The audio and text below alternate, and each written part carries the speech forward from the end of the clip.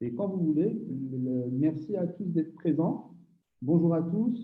Nous sommes aujourd'hui sur une très belle session de webinaire. Je serai votre modérateur, Mohamed Karim Benfis, directeur de développement industrie du Maroc.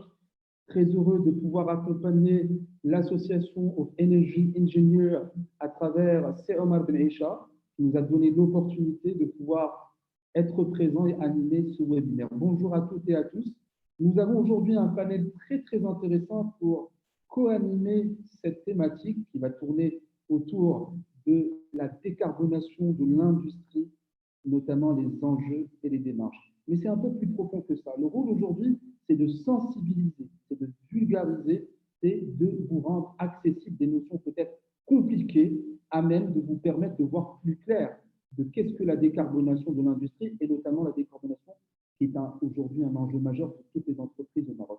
Je suis très heureux aujourd'hui d'accueillir donc M. Omar Ben Aisha, qui est président de l'association of Energy Engineers Morocco, qui est en même temps le CEO de CertiTrust Afrique et Moyen-Orient. Bonjour, Sidi Omar. Bonjour. Très heureux aussi d'accueillir Madame notamment Léger, Christine Léger, qui est gérante de Ginger Phoenixa, qui nous fait l'honneur aussi de nous partager son expertise. Bonjour Madame Léger. Bonjour. Bonjour tout le monde. Bonjour. Aussi, je présente aussi Saïd Gmra, qui est expert conseil en management de l'énergie, un expert très sympathique qui va être aussi parmi nous. Je pense que Saïd est en train de revenir.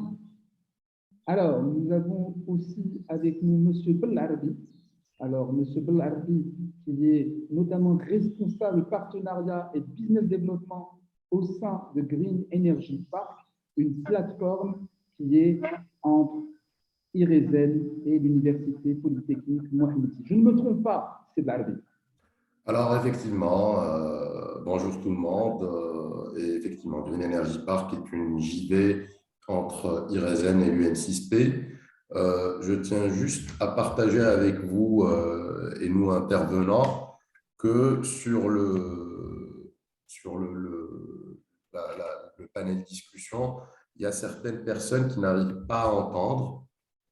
Très bien. Asma, si vous pouvez un petit peu voir ce bug technique, merci beaucoup. Je pense Karim, c'est surtout à ton niveau. Hein, il y a un petit problème de son. En fait, on ne t'entend pas très bien. Ce n'est pas suffisamment fort. Je vais essayer de me rapprocher en osant. Voilà, là c'est mieux. Est-ce que c'est mieux? Oui, c'est un peu mieux. Nettement mieux. Très bien, merci beaucoup. Alors, en attendant, si Saïd, alors aujourd'hui, la thématique est très claire. Donc, c'est notamment la décarbonation de l'industrie, comme j'ai dit, les enjeux et les démarches. Alors, avant de commencer ce webinaire, qui va durer à peu près entre 1 heure et 1 heure et quart, je invite tous les participants, que je remercie d'ailleurs, à préparer au fur et à mesure des interventions de nos experts vos questions. On se fera un plaisir d'y répondre, mais ça ne s'arrêtera pas au webinaire parce que dans le côté asynchrone, après l'événement, après ce webinaire, vous aurez toujours le temps d'étendre vos questions et chacun y répondra. Alors, aujourd'hui, moi, je poserai un petit peu différentes questions pour animer un petit peu cette thématique. D'abord, qu'est-ce que la décarbonation? Je pense que c'est important. Et en quoi consiste-t-elle pour les entreprises? Secondo, qui sont les acteurs socio-économiques, notamment industriels, qui sont concernés par ce sujet de la décarbonation? Ensuite, c'est quoi la taxe carbone? Aujourd'hui, beaucoup de gens en parlent. Pourquoi les entreprises marocaines doivent s'y intéresser dès maintenant? Et quand l'avènement concret de cette taxe carbone au Maroc? Aussi, avec Saïd, nous traiterons de quelles sont aujourd'hui un petit peu les barrières à l'entrée dans le cadre de cette décarbonation. Ensuite, en quoi, pourquoi et surtout comment les entreprises industrielles pourraient aujourd'hui se préparer à cette décarbonation. Je pense que c'est important. Toujours en use case, concrètement, une entreprise qui désire se décarboner, quels sont les mécanismes ou les étapes à entreprendre?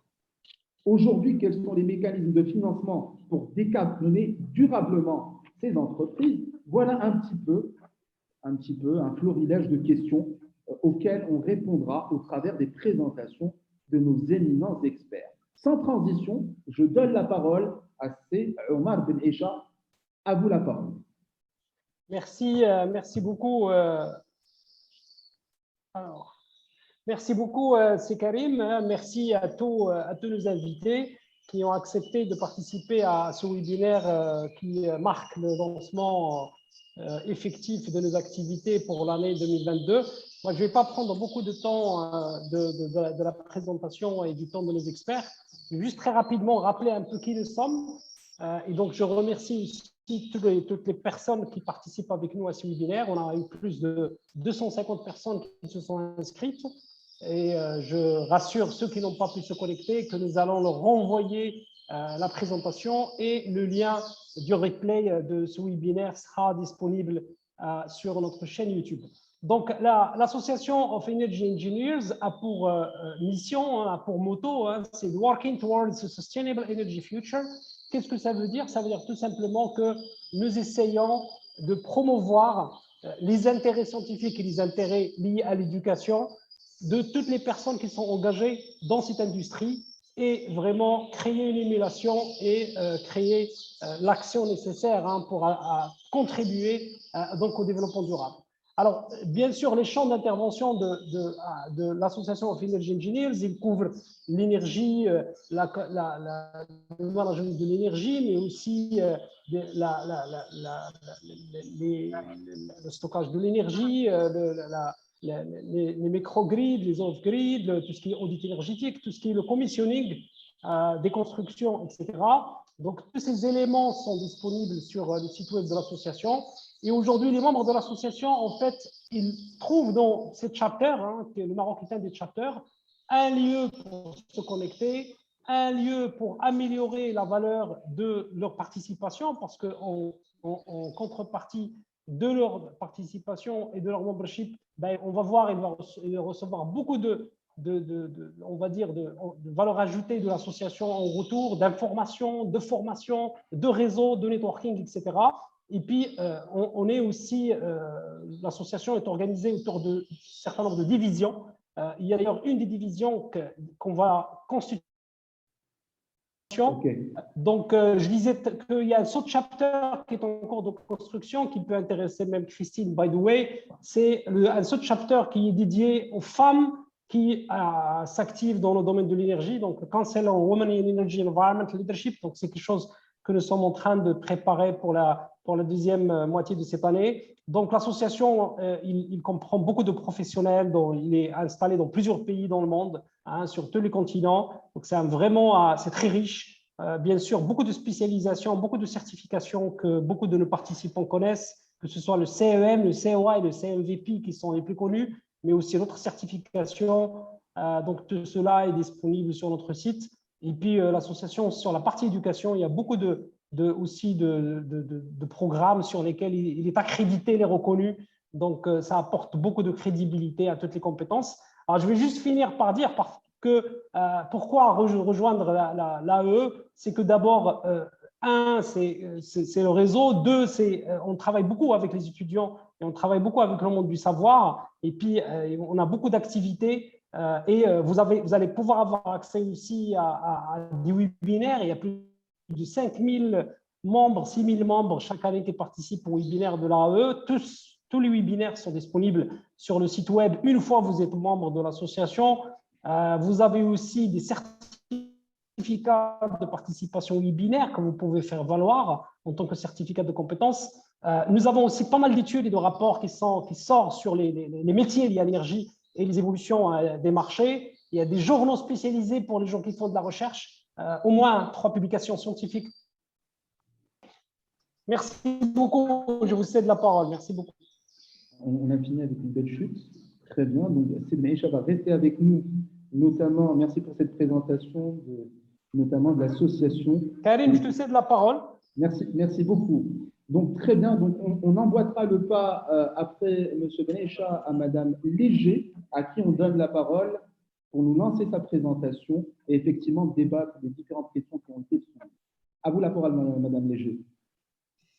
Merci Karim, merci à l'association à l'AEE de nous avoir invités à participer à ce webinaire. Merci à tous les participants.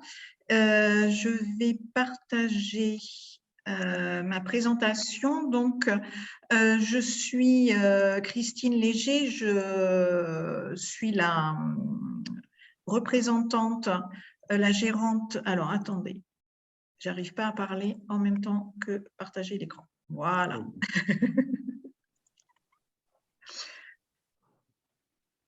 Voilà, je pense que c'est bon maintenant. Oui, on voit très bien. Voilà, bah, écoutez, merci. Donc, je suis la responsable de Ginger Phoenixa. Rapidement, le groupe Ginger Phoenixa appartient au groupe Ginger, qui est un groupe français. Nous intervenons dans tout ce qui est ingénierie des sols, des matériaux, de l'eau et plus spécifiquement ici le sujet de l'ingénierie de l'environnement et de l'énergie. Nous sommes installés en France et nous travaillons dans presque le monde entier, mais avec un focus très important sur l'Afrique, comme vous pouvez le voir dans cette diapositive. Essayez, Madame Léger, de passer en diaporama, s'il vous plaît. Ah, pardon. S'il vous plaît. Comme ça, nos auditeurs pourront suivre. Voilà. Excellent. Merci beaucoup. Très bien, merci. Dans les points abordés que je voulais partager avec vous aujourd'hui, c'est suite au questionnement de Karim en ouverture de ce webinaire. Donc effectivement, qu'est-ce que la décarbonation? Qu'est-ce que la décarbonation et qu'est-ce que ça veut dire pour le Maroc? Ensuite, voilà, avoir un focus plus spécifique sur tout ce qui est énergie, efficacité énergétique, d'aborder les moyens de financement et les perspectives. Donc, qu'est-ce que la décarbonation? C'est effectivement quelque chose dont on entend parler très souvent. On entend parler de stratégie bas carbone, de ville bas carbone, de transport bas carbone, de la décarbonation de l'industrie. En fait, bon, qu'est-ce que tout ça veut dire? Et la décarbonation, en fait, représente tout ce qui sont les mesures et les techniques qui sont mises en place pour limiter l'empreinte carbone, alors que ce soit à l'échelle d'une entreprise, un secteur d'activité, un pays ou une économie. Alors, on arrive toujours, on a remplacé une question par une autre question. Qu'est-ce que l'empreinte carbone? Et l'empreinte carbone, c'est la mesure des émissions de gaz à effet de serre qui sont générées par la consommation en énergie et en matières premières. Donc là aussi, à une échelle qui peut être l'entreprise, un secteur d'activité, un pays ou une économie. Donc, l'empreinte carbone s'exprime, comme vous avez déjà pu le constater, en tonnes équivalent CO2.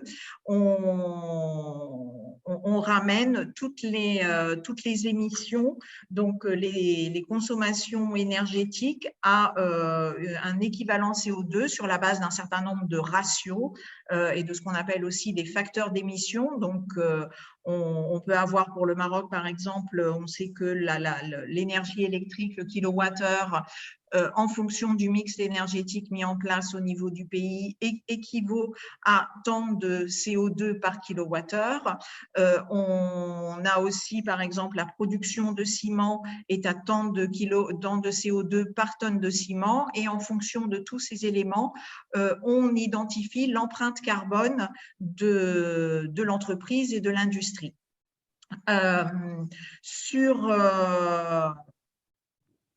Donc, on va se focaliser maintenant plus sur la partie industrielle, hein, qui est l'enjeu et la question de ce séminaire, parce que la décarbonation, on pourrait aussi, on pourrait y passer des heures sur les autres sujets, sur les différents secteurs d'activité, mais on va rester focalisé sur l'entreprise.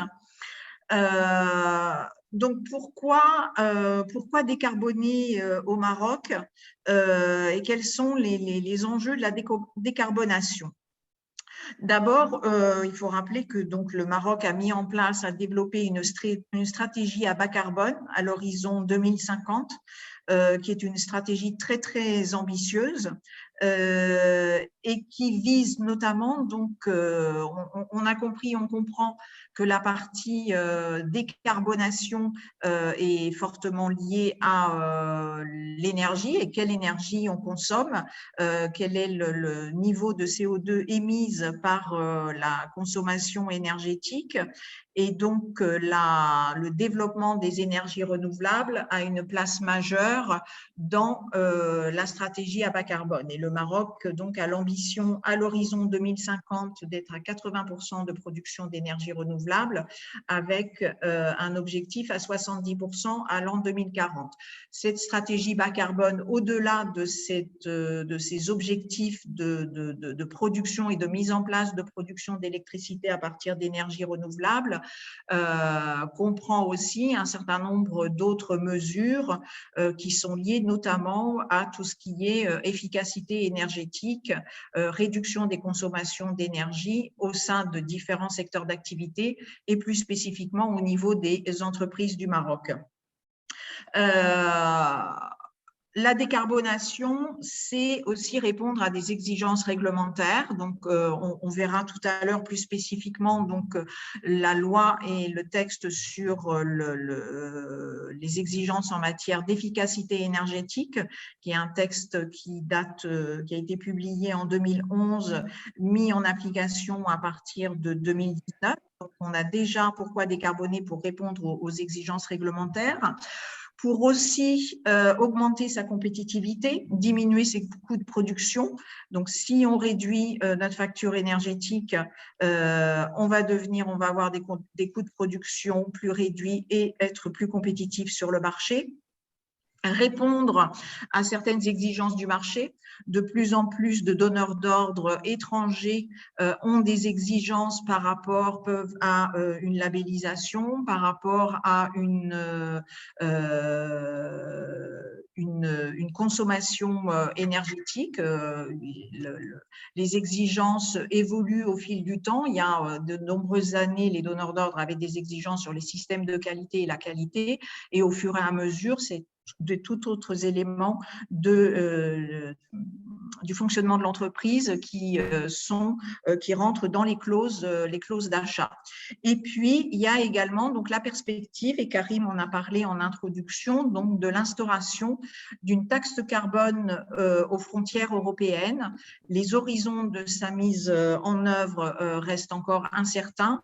Le principe a été adopté au niveau de l'Europe en juillet dernier, en juillet 2021, et il y a tout un travail qui est entamé par les institutions européennes pour définir la mise en œuvre et l'applicabilité et les modalités de mise en œuvre et d'application de cette taxe carbone aux frontières européennes. Mais c'est effectivement quelque chose qui est en perspective.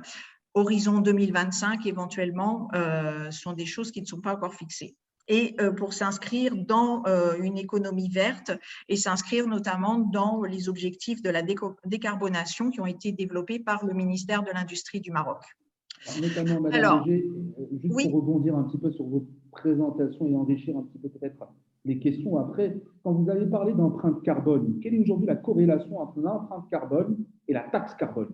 Ou plutôt, comment une entreprise peut effectivement, la concernant, connaître un petit peu cette taxe carbone en matière quantitative?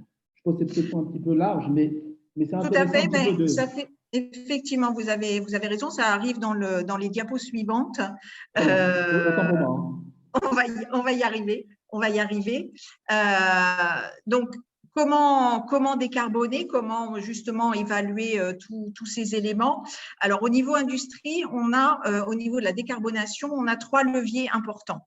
Il y a le levier de l'efficacité énergétique. Et donc, comment on va faire? C'est effectivement, les outils de mise en œuvre, c'est l'audit énergétique et la réalisation d'un bilan carbone, donc qui va permettre de mesurer cette empreinte carbone au niveau de l'entreprise. Je vais un peu anticiper sur les perspectives, mais le Maroc est en train de développer un outil bilan carbone tenant compte il y a un outil bilan carbone qui avait été mis en place par la Fondation Mohamed VI il y a quelques années.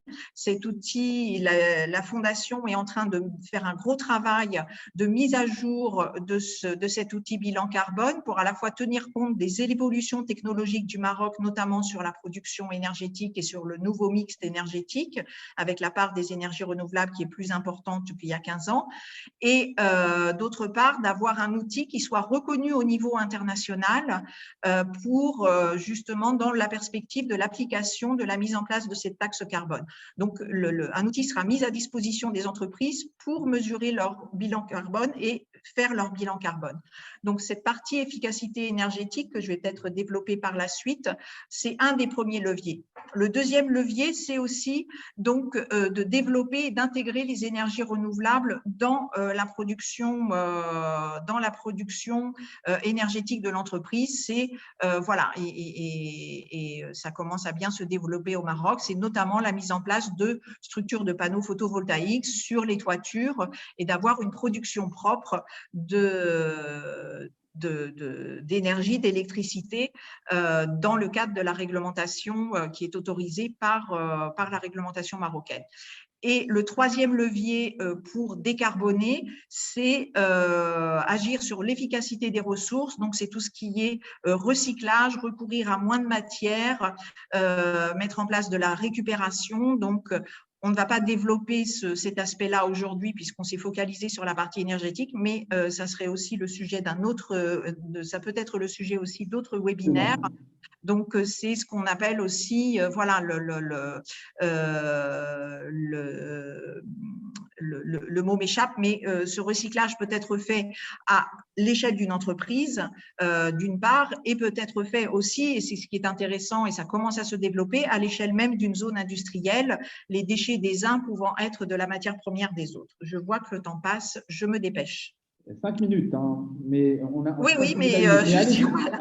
Donc, pour focaliser sur l'énergie, au niveau de l'efficacité énergétique, ce qu'on sait, c'est que l'énergie la plus propre et la moins coûteuse, c'est celle qu'on ne consomme pas. Donc, l'objectif, c'est vraiment d'arriver à pouvoir faire des économies de consommation énergétique.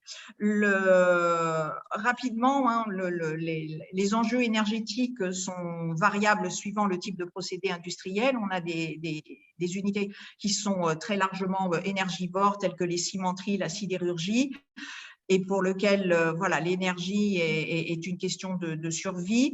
Des industries pour lesquelles c'est un enjeu plus réduit. Ces informations-là sont issues d'une enquête qui a été réalisée en France en 2014. Et puis, un certain nombre de paquets d'industries pour lesquelles la gestion de l'énergie et la facture énergétique dans les coûts de production est un levier de compétitivité important. Sur le cadre réglementaire et le contexte réglementaire. Donc, on l'a dit tout à l'heure, hein, donc il y a la loi 4709 qui est relative à l'efficacité énergétique, avec son décret d'application qui définit un seuil de consommation de 1500 TEP pour une unité industrielle pour réaliser un audit énergétique obligatoire qui doit être réalisé tous les 5 ans. Les modalités de réalisation sont définies par le décret avec des bureaux agréés par l'AME, une validation par l'AME des études.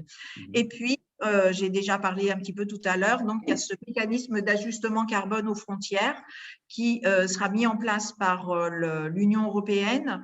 Ce qu'on sait actuellement, c'est que les premiers secteurs ciblés sont les gros secteurs énergivores, hein, comme de la diapo, on les a vus dans la diapo précédente, le ciment, l'électricité, l'engrais, le fer et l'acier et l'aluminium. Alors déjà, la position du Maroc par rapport à ça, c'est que sur la partie, le Maroc peut être touché par la partie ciment, engrais et fer et acier, puisqu'il y a des entreprises exportatrices.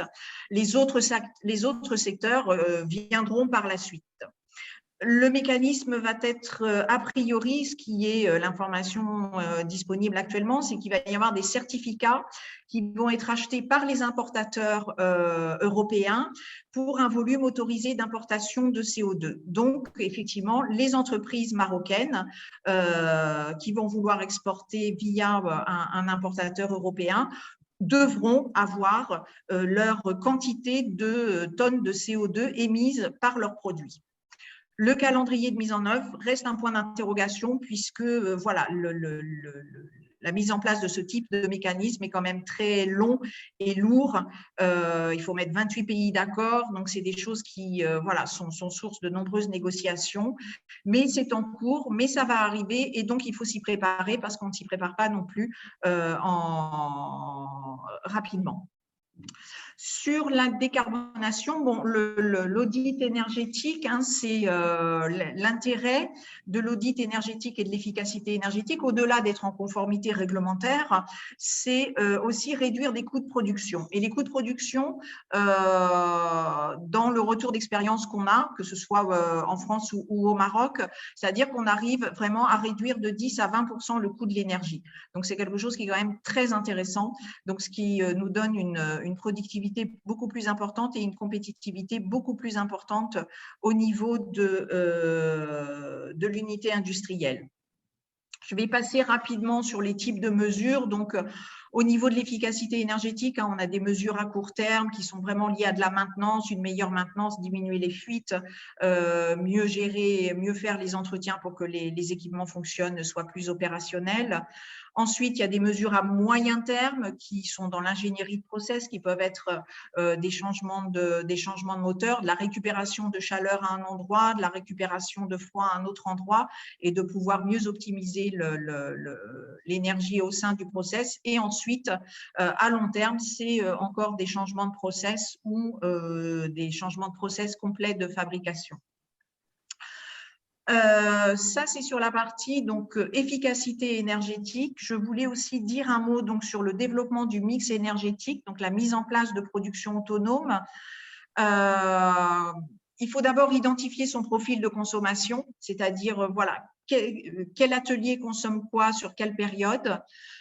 Pour avoir bien identifié les besoins, identifier le potentiel, notamment les superficies de toiture disponibles, et ensuite faire cette évaluation technique et financière d'une installation PV et comment elle peut fonctionner. Donc, le montant d'investissement, le montant de maintenance, les coûts de maintenance, les modalités de gestion et le mode de financement. Le retour d'expérience aussi, là, actuellement, donc au bout de 6-7 années, on a remboursé son installation. Donc, au-delà de l'intérêt de diminuer de notre empreinte carbone, on diminue également nos coûts d'électricité. Et donc, c'est vraiment tout bénéfice pour l'entreprise et la planète. Les sources de financement actuellement au niveau de la décarbonation, donc il y a différents programmes qui sont mis en œuvre. Je vous en ai mis ici quelques-uns. Donc, il y a Maroc PME avec le programme Tatouir qui finance les PME avec des financements qui peuvent atteindre donc 30% du programme d'investissement plafonné à 10 millions de dirhams. Donc, c'est quand même très intéressant pour les petites et moyennes entreprises avec des actions qui couvrent pas uniquement le domaine de l'énergie. Il y a le GEF qui remplace le MORCEF pour ceux qui connaissaient, donc qui est mis en œuvre à partir de début 2022. Donc, qui est une ligne de financement de la BERD via des banques commerciales. Donc, il y a un certain nombre de conditions d'éligibilité et il y a 10% du montant du crédit qui est remboursé après constatation des installations. Il y a le fonds Green Invest également qui a été développé par Tamwilcom, qui est le nouveau nom de la CCG, donc qui intervient en cofinancement avec des banques marocaines. Et puis, il y a un certain nombre d'outils qui sont mis en place, le Cap Bleu avec la BMCE, l'Istadama avec le Crédit Agricole, le Plan Green avec Atijali Wafa Bank.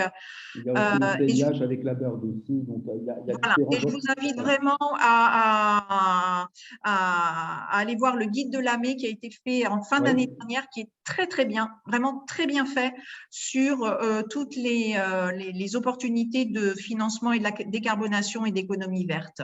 Si vous pouvez partager le lien, ça serait très bien.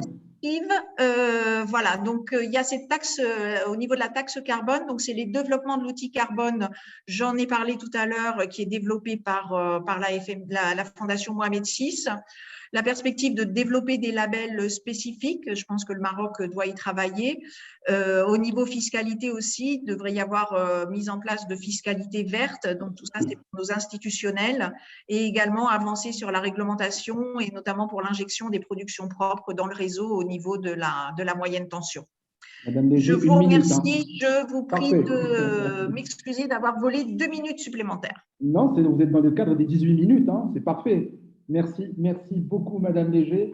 Donc, je pense qu'on prendra le pas directement vers Saïd. Alors, Saïd, notamment, quelles sont les barrières à l'entrée?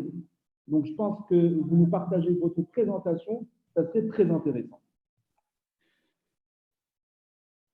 Vous m'entendez? Absolument. Bien. Écoutez, moi, je n'ai pas de présentation, je viens juste parler un petit peu de la problématique. Oui. Si vous voulez, je crois que ça a été très bien présenté par Madame Léger, ce qu'est un peu la décarbonation, à quoi ça correspond. Donc, je ne vais pas revenir sur cet aspect. Mais la décarbonation, le plus important, c'est que l'Europe a décidé de dire que moi, mes entreprises sont taxées et maintenant, si je reçois donc des importations de l'extérieur, je dois également les taxer. Donc, c'est un peu ce principe d'équivalence qui est retenu par l'Europe qui lui a permis d'instaurer la taxe carbone. Bon,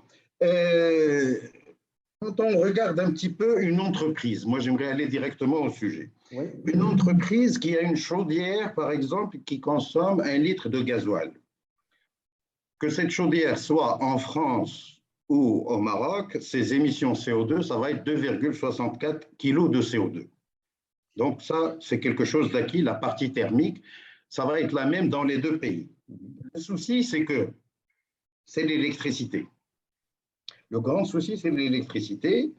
1 kWh électrique consommé dans une industrie marocaine va émettre 704 grammes au Maroc. Et en France, c'est 80 grammes. En Espagne, c'est 240. Et la moyenne européenne, elle est aux alentours de 290. Ça veut dire quoi? Ça veut dire que si une marchandise va partir du Maroc et atterrir en France, eh bien, son électricité doit être décarbonée à 88% pour pouvoir être égale à celle de la France. Parce que l'Europe a dit que ça doit être au moins égal aux pays importateurs. Donc ça, c'est un petit peu le premier souci de la décarbonation auquel il faut faire face. La même chose pour l'Espagne, cette électricité doit être décarbonée à 66%. Donc, pour pouvoir dire qu'un pantalon va partir du Maroc en France, eh bien, il sera à peu près 7 fois plus polluant qu'un pantalon français. Et la même chose, il sera 5 ou 4 fois que celui de l'Espagne. Donc, c'est ça le grand souci. Alors moi, quand on me dit on va mettre des plaques solaires sur les usines et on va faire un petit peu d'efficacité énergétique, je suis désolé, on ne va jamais arriver, Madame Léger, vous êtes d'accord, on ne va jamais arriver à ces niveaux de décarbonation. Ça, c'est clair. Les audits énergétiques, j'en ai fait dans ma vie depuis 32 ans. Le taux de réalisation, c'est entre 10 et 15%. Donc, les rapports d'audit, en général, ça reste classé dans les tiroirs. Donc, je ne crois pas trop, hein, parce que bon, j'ai passé le tiers de ma vie à faire des audits, et je crois bien à autre chose au niveau du management de l'énergie. Donc, le problème, c'est qu'on aura une deuxième étape il va être l'étiquette énergie. C'est quoi l'étiquette énergie? L'étiquette énergie, c'est le contenu carbone par unité produite. L'Europe veut pénaliser tous les produits qui ont une étiquette énergétique forte. C'est-à-dire, vous allez avoir le prix et vous allez avoir 140 grammes de carbone, par exemple. Vous allez avoir le même prix et vous allez avoir 80 grammes à côté. Donc, on va orienter le consommateur vers la chose qui consomme le moins, qui est la moins polluante. Donc, à prix égal, le choix va se faire vers le produit le moins polluant. Sauf s'il y a un climato-sceptique qui, lui, peut acheter 240. Mais de toute façon, la tendance est là.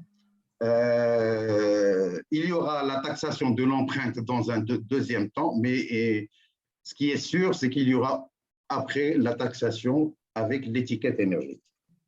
Donc ça, c'est un petit peu pour planter un petit peu le décor. Et la commission Stern recommande aujourd'hui, bon, on ne sait pas quel va être le prix aujourd'hui, valeur d'aujourd'hui, on ne sait pas quel va être le prix de la tonne CO2. La commission Stern parle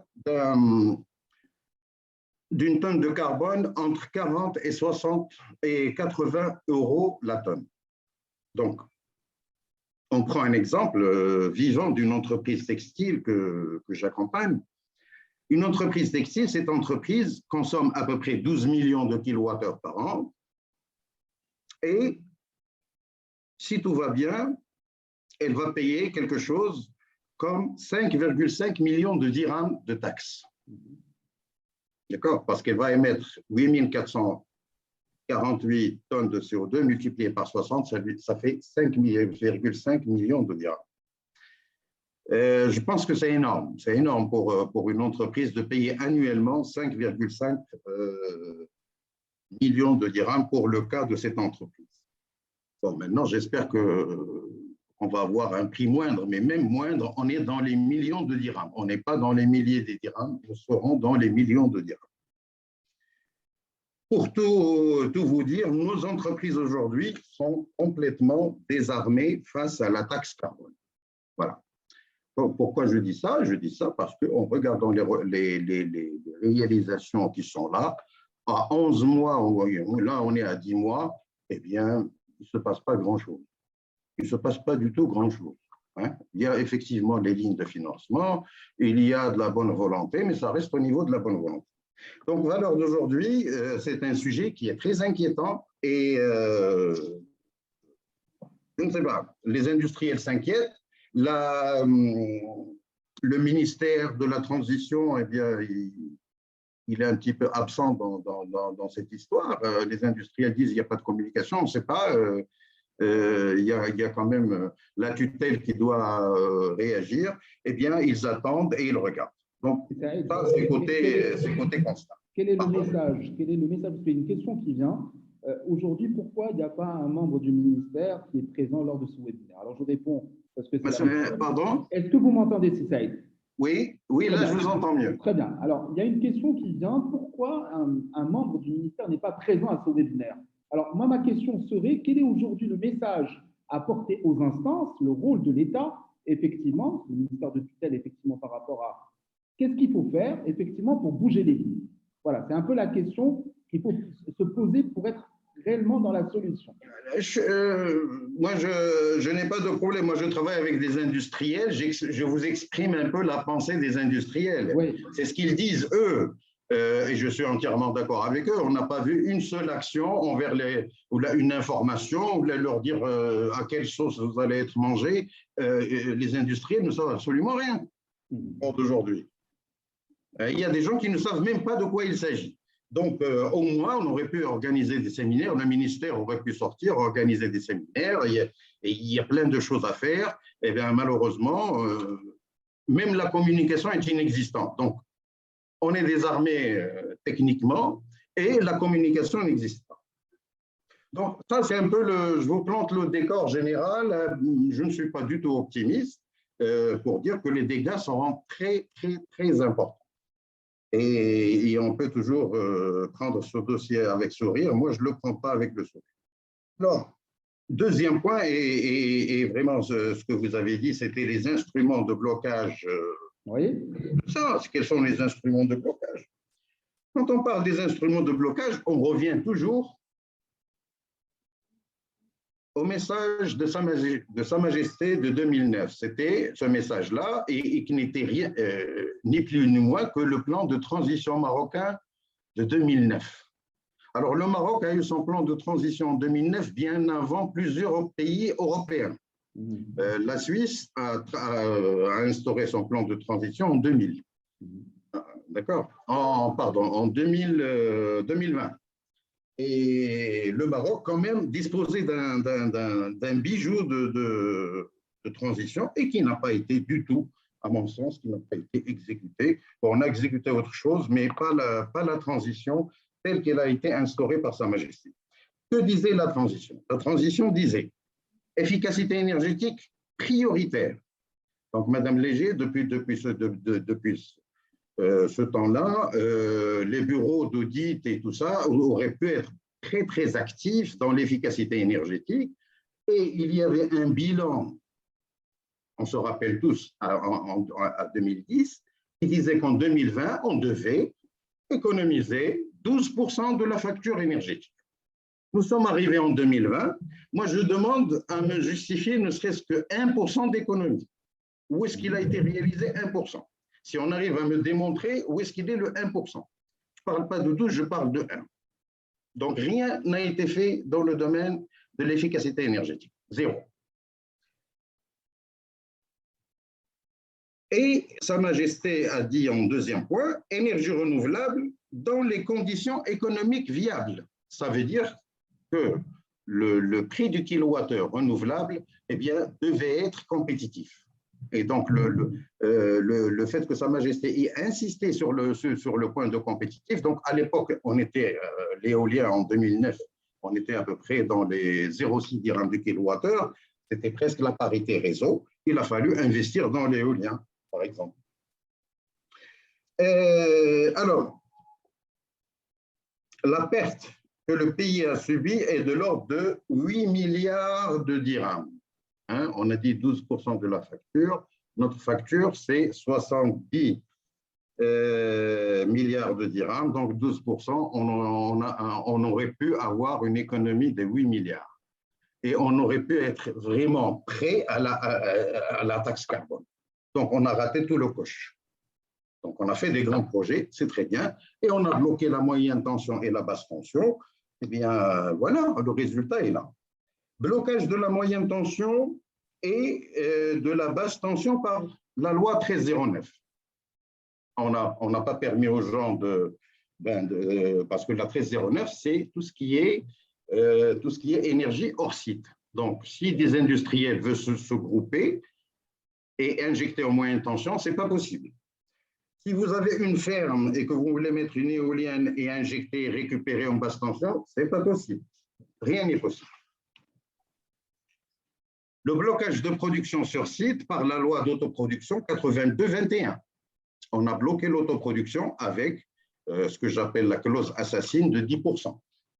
Donc, le 10%, vous n'avez le droit d'injecter que 10% dans le réseau. Ben, moralité de la chose, si vous avez des échanges si vous avez un besoin d'injection qui peut atteindre 60 à 70%, eh bien, ça ne marche pas. Dans l'industrie, dans certaines industries, des grandes industries qui travaillent toute la journée, 7 jours sur 7, c'est possible. Mais dans la majorité de l'industrie, et tout à l'heure, Mme Léger l'a dit, avec un profil de puissance qui est variable et tout ça, eh bien, l'industrie peut perdre jusqu'à 60% de ce productible. Alors, lequel productible qui passe au profit du distributeur. Donc, l'ouverture de la moyenne tension, bon, là, on vient de sortir un décret que personne n'a compris. Il y a des enveloppes, il y a des choses. Il faut avoir 2 mégawatts pour avoir de l'énergie verte. Alors, je ne comprends pas. 2 mégawatts, ça veut dire c'est une industrie sur 120 qui a 2 mégawatts. Toutes les industries, en général, dans une zone industrielle, vous êtes dans les 400 kVA, 630 kVA. Donc là, on sort un arrêté pour une entreprise. Et la meilleure, c'est qu'il dit que cette puissance va aller à zéro. Après 5 ans, vous n'aurez plus de renouvelable. Donc, cette chose-là, moi, vraiment, je la comprends. Pas du tout. Et voilà. Alors, on a une panoplie de lois. On a la 40-19, on a la 58-15 qui autorise la moyenne, mais basse tension. Ça, c'est écrit. Il y a une loi qui autorise la basse tension, mais qui n'a jamais été appliquée. Donc, moi, quel est le but de la 58-15? Personne ne sait. D'accord. Bon. Je prends l'exemple de la Tunisie. La Tunisie, c'est 54 000 installations d'autoproduction en 2 ans. La Tunisie, elle permet l'échange avec le réseau. Les lois ont été faites par des Tunisiens. C'est des Tunisiens qui ont fait la loi. Et tout marche pour le mieux. Tijari Wafa Bank, notre banque, est là-bas. Elle est très avancée en matière de financement des projets photovoltaïques. Et ça se passe très, très bien.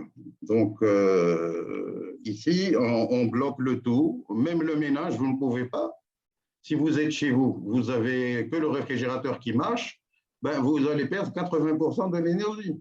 Donc, c'est ça un petit peu le… Donc, ce sont des lois qui ne protègent pas l'industrie marocaine, elles protègent d'autres personnes. Alors, pour les 4-5 minutes qui restent, on va peut-être un petit peu aussi mettre une lueur d'espoir aussi.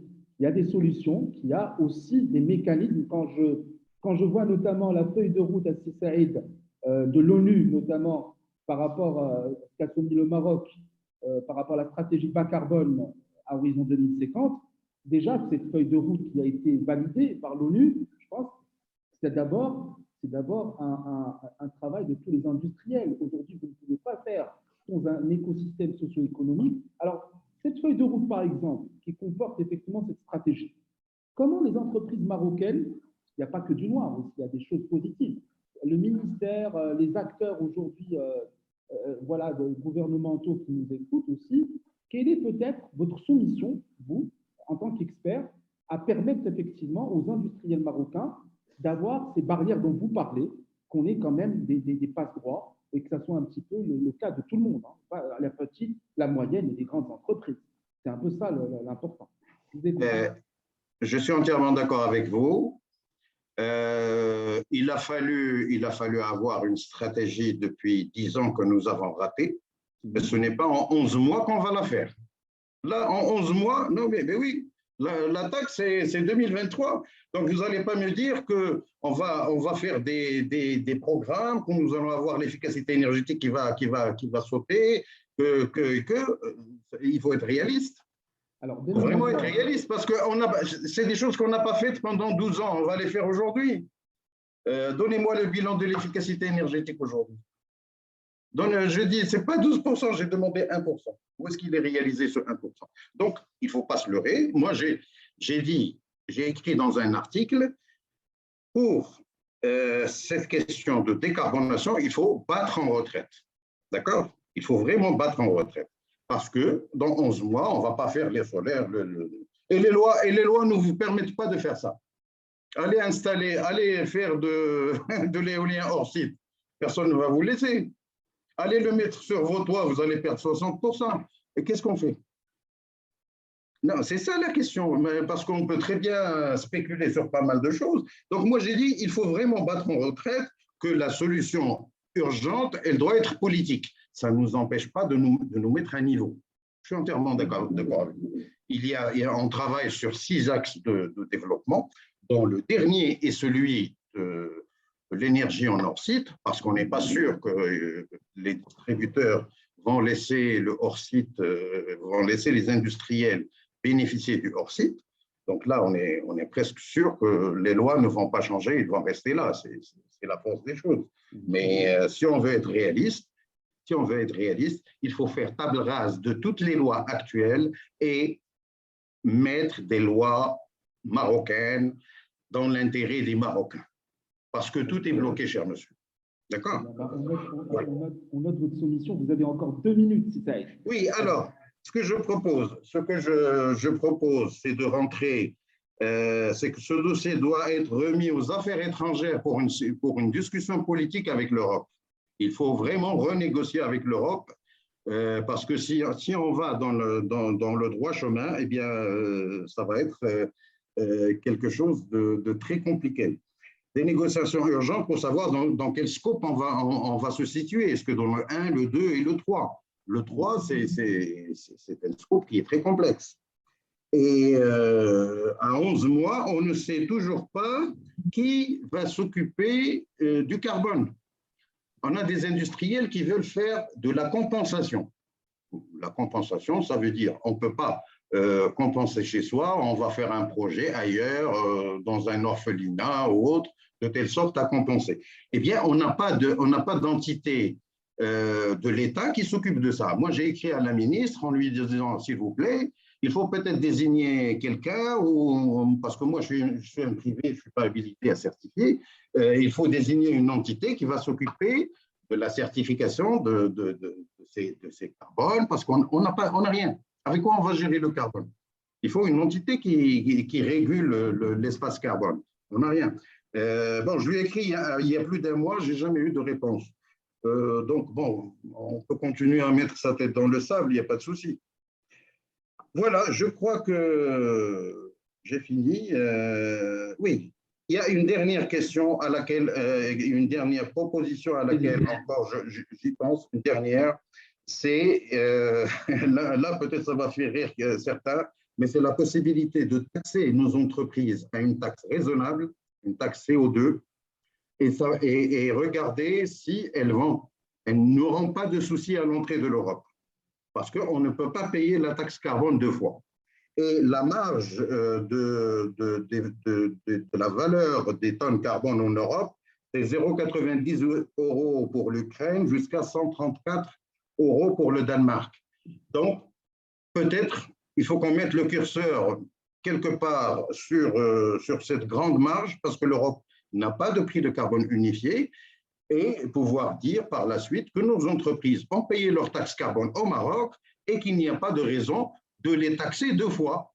Donc voilà, c'est une autre proposition, mais j'ai l'impression que l'électrocardiogramme officiel est plat. On n'a rien, on n'a pas de retour. Bon, merci beaucoup. C'est bien entendu, c'est bien noté. Je pense que beaucoup de personnes nous suivent et écoutent avec attention effectivement vos coups de gueule aussi, parce que c'est important. C'est de l'attrait du patriotisme aussi, de pouvoir un petit peu faire évoluer les choses, et de la discussion et du débat jaillit la lumière. Merci beaucoup, Sidi Saïd.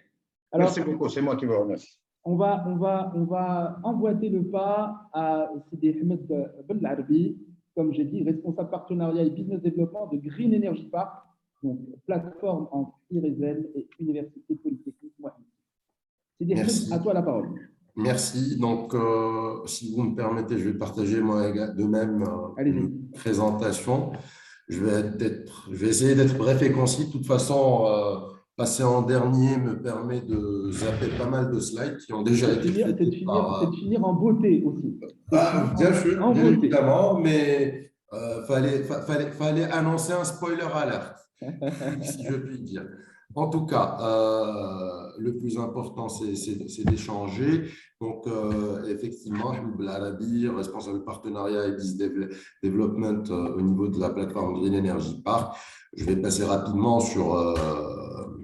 par rapport à l'IRESEN qui a été créé en 2011 sous l'égide du ministère des énergies, enfin de la transition énergétique et du développement durable, avec pour but de soutenir le gouvernement dans sa stratégie énergétique à travers la recherche et développement. Donc, c'est deux casquettes bien définies, à savoir la mise en place d'infrastructures de recherche telles le Green Energy Park que je représente aujourd'hui, et également une agence de moyens finançant des projets collaboratifs innovants au profit d'industriels et académiciens marocains dans le but d'une part, c'était dans un premier but d'instaurer cette culture de recherche appliquée, drivée par le besoin de l'industrie, et d'autre part, justement, cette thématique de la décarbonation de l'industrie qui touche aux deux aspects, que ce soit l'infrastructure ou l'agence de moyens.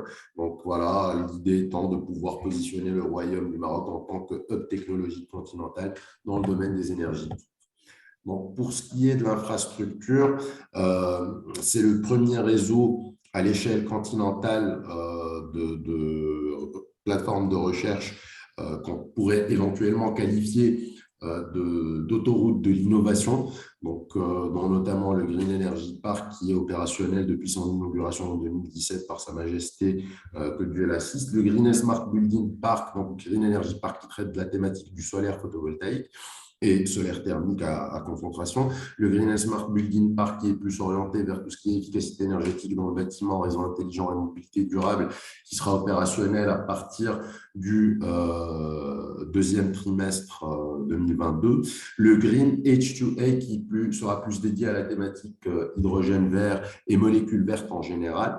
Donc, dans l'étude est en cours et qui bientôt commencera sa construction qui sera basée dans la région de Jidda. Et finalement, deux plateformes au niveau du Maroc, l'Agro-Énergétique Vallée et le Water Nexus, Énergie Nexus, donc, qui respectivement traiteront du Nexus agriculture, énergie propre et eau, énergie propre. Finalement, une dernière plateforme qui est en cours de construction en Côte d'Ivoire avec un partenaire local, à savoir l'IFPHB, ainsi que l'UN6P, représentant le groupe ECP, le grand industriel marocain, donc qui sera complémentaire à sa jumelle marocaine Green Energy Park, et qui sera basée, voilà, et représentera les conditions climatiques, on va dire, tropicales. Alors, le Green Energy Park, très rapidement, c'est une plateforme avec un ensemble d'activités de recherche liées au système électrique photovoltaïque, au système solaire thermique et à la modélisation et au bâtiment, avec des activités à côté commercial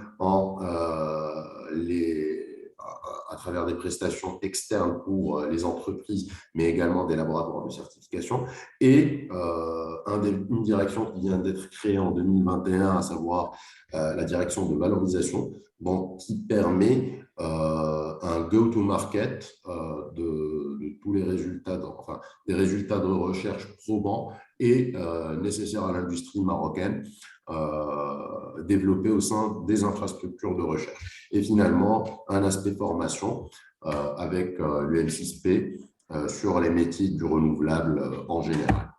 Donc, les missions sont assez claires. D'une part, bien évidemment, le cœur du métier reste la recherche appliquée et l'innovation. Et là, c'est vraiment de jouer cette jonction, si on veut, entre académiciens et industriels, donc à travers la création et le transfert d'un savoir-faire et le développement et la validation de nouvelles technologies adaptées. La formation continue et également la formation initiale, qui sont faits notamment et actuellement avec 2 universités à travers des masters, mais également avec des industriels à travers des formations continues dans le secteur du renouvelable, et finalement de la création de valeur ou du business creation. Et donc, c'est ce que je disais tout à l'heure, à savoir la création de start-up et de spin-up visant à valoriser les résultats de recherche avec des niveaux de technologie mature qui varient entre 3 et 8. Et bien évidemment, là maintenant, on ne parle plus de TRL, mais plutôt de CRL, Commercial Readiness Level, pour viser le marché.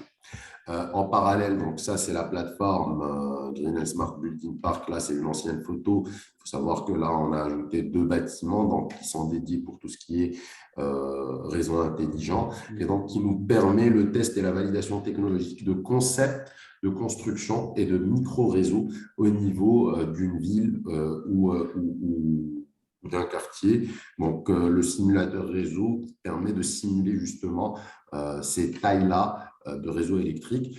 Et ce sera éventuellement l'unique pendant une période, en tout cas au Maroc et en Afrique, à pouvoir permettre le test de ce qu'on appelle hardware in the loop, donc coupler le simulateur, le réseau simulé, on va dire, à de réelles installations et voir un peu les impacts qu'elles pourront engendrer au niveau de ce réseau dans le futur.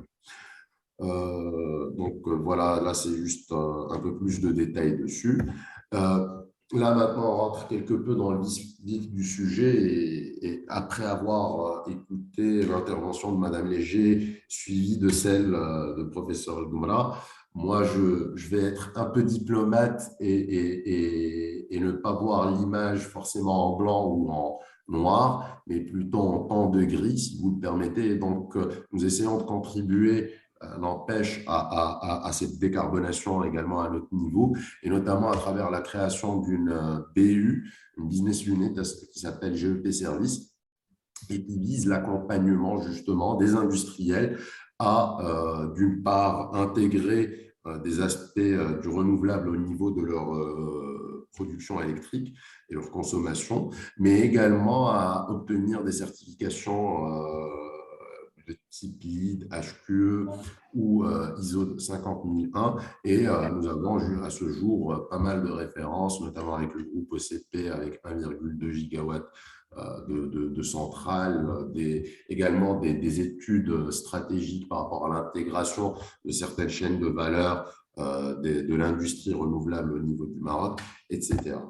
Donc, par rapport aux autres activités, un peu là, ça schématise tout ce qui est valorisation donc, de l'idée jusqu'au développement et la valorisation avec là maintenant pas mal de produits, dont le produit phare actuellement que l'on est en train de commercialiser, la borne de recharge pour véhicules électriques e-Smart, mais également des chauffe-eau solaires, des systèmes de gestion et de stockage de l'énergie, de la mobilité électrique, de l'éclairage public intelligent et solaire, donc la borne de recharge e-Smart avec différentes gammes de puissance et justement des projets en particulier que nous sommes en train de mener d'un point de vue R&D pour la décarbonation de l'industrie. Donc, il y a déjà le projet EV-Tool qui permet la planification de l'infrastructure de recharge au niveau des villes dans un sens d'anticipation de l'intégration et d'un boom de cette industrie au niveau du pays dans les années à venir. Également, le développement de plateformes orientées à IoT pour tout ce qui est monitoring et gestion des activités de recharge au niveau des autoroutes du Maroc. Également, en collaboration avec un industriel espagnol, c'est de valider la technologie de construction à travers de la 3D qui va permettre une nette réduction de l'empreinte carbone lors des chantiers et également de valider de nouveaux matériaux pour la construction qui soient locaux, pas forcément étrangers. Également, le projet Green Grid qui vise à développer un modèle de micro-réseau adapté au contexte africain. Intelligent PV qui vise à mettre en place des systèmes et des modèles de maintenance préventive basés sur les outils de Big Data et sur l'intelligence artificielle. Finalement, EV for Green Grid, qui est un projet dont l'objectif est de développer un outil de planification de la recharge et de la charge et recharge des véhicules électriques dans le réseau et permettre cette bijectivité de prendre de l'électricité pour rouler vert, mais également de restituer par la suite cette énergie le soir pour éviter de consommer énormément. Donc, toute cette infrastructure est au service de cette décarbonation, donc que ce soit tout ce qui est data monitoring et laboratoire d'analyse pour, on sait très bien également un aspect très important de la décarbonation et la digitalisation de notre industrie, et ça implique l'évaluation des risques d'attaque informatique et leur sécurisation. Pardon ? De cybersécurité ? Voilà, des questions de sécurité, tout ce qui est l'intégration d'intelligence artificielle dans ces process-là, des laboratoires de tests, tout ce qui est protocole de communication et développement d'interfaces et validation de stratégies de contrôle par rapport à la consommation, et également, finalement, tout ce qui est test et validation de solutions destinées aux bâtiments et à la gestion énergétique et maintenance préventive dans les conditions réelles. Donc ça, c'est juste une image de la plateforme africaine. Tout ça pour vous dire pourquoi je mise dessus énormément, c'est que le Maroc reste un leader à l'échelle continentale en termes de décarbonation et de mise en place de centrales renouvelables. Et donc, IRESEN avait initié déjà en 2017 la création d'un réseau panafricain de centres de recherche pour pouvoir faire profiter l'ensemble des pays, permettre un meilleur transfert de savoir et de savoir-faire qui a pu être cumulé par les experts marocains. D'ailleurs, il y a une question qui revient très souvent. Oui. D'ailleurs, on pose les réalisations et en même temps commercialisation par rapport à IRESEN. Absolument. Hein? Donc, justement, j'y viens. J'ai parlé d'un produit en particulier qui est la e-Smart, mais je peux vous dire que par rapport à tout ce qui est éclairage public intelligent, la start-up a été créée, le concept est validé et nous espérons commencer la production conjointement avec le groupe La Malif, qui est le leader national dessus. Commencer une production dans l'année courante. Tout ce qui est chauffe-eau solaire, c'est également un proof of concept qui maintenant va commencer à se trouver au niveau de nos supermarchés marocains. Et puis d'autres projets qui sont en cours de réalisation, dont notamment le projet Tournesol qui a maintenant pris le nom de l'e-Sol, qui est un système de gestion d'énergie pour le tertiaire et le résidentiel à prix assez abordable et qui est doté de tout ce qui est intelligence embarquée pour la gestion de l'énergie et la domotique nécessaire au niveau des bâtiments qui vont en profiter. Alors, il y a aussi toujours dans la même mouvance par rapport à la création d'emplois et l'impact effectivement positif que cela peut créer. Alors, justement, nos projets visent à contribuer à la diversification du tissu industriel marocain à travers la pénétration de ces nouveaux produits sur un secteur de technologie verte, tout en maximisant la création d'emplois à l'échelle nationale. Je vous donne l'exemple de la borne e-Smart, qui est le plus en date. Nous estimons, donc on a déjà commencé, c'est une équipe de 20 personnes qui sont de nationalité marocaine, tout en intégrant un écosystème 100% marocain.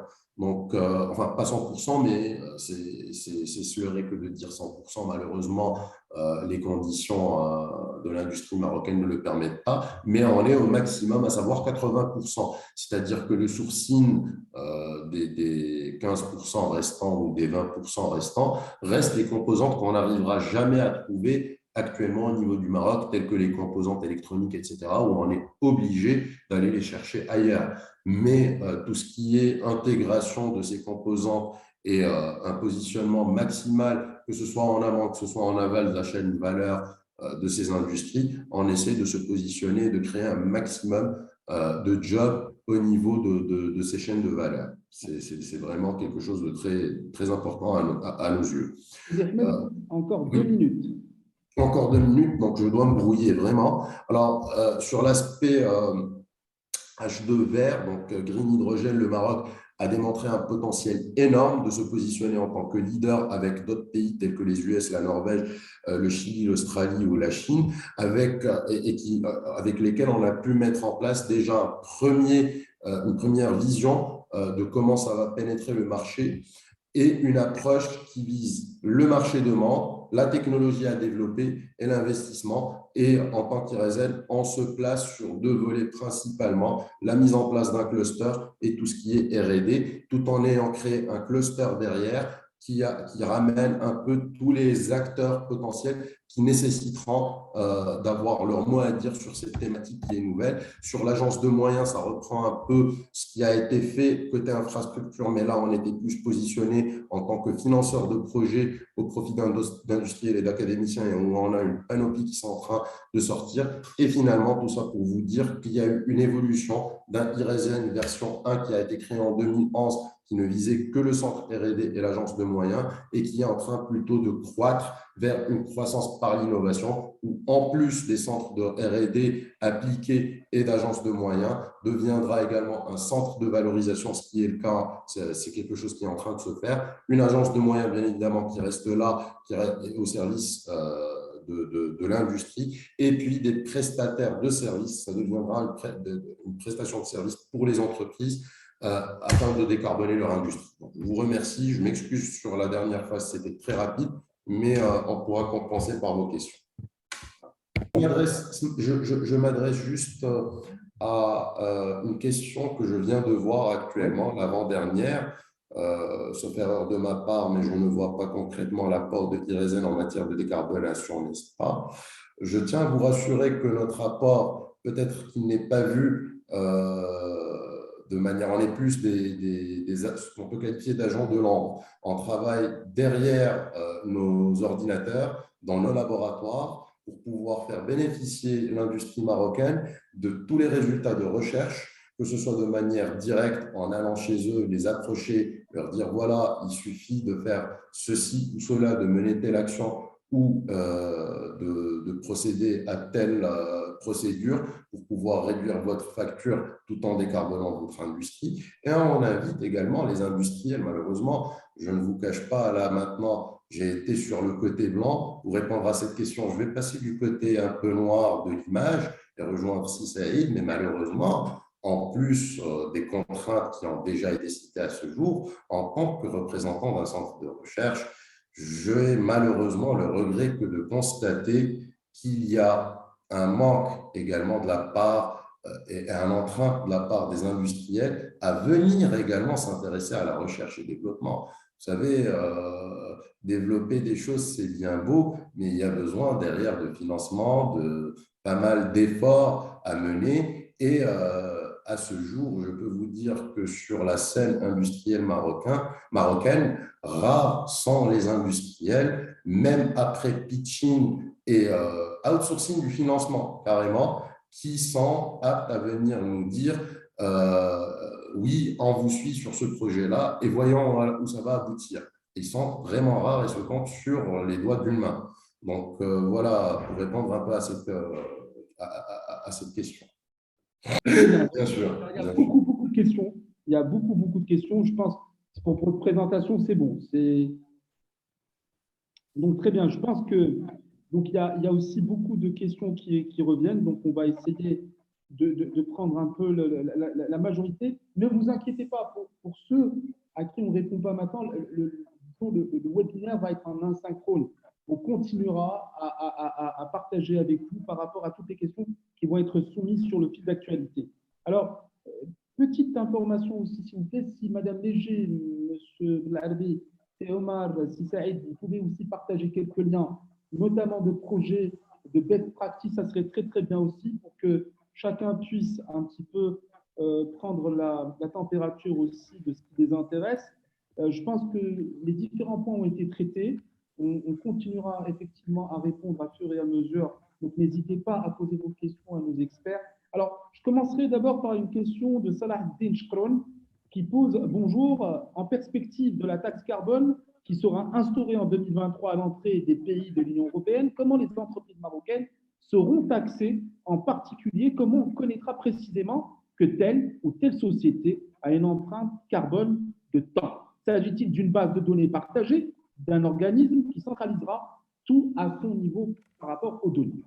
Alors, la question est un petit peu qui veut y répondre. Je veux bien tenter une première une réponse. Une réponse pour dire qu'il n'y a pas beaucoup de réponses actuellement.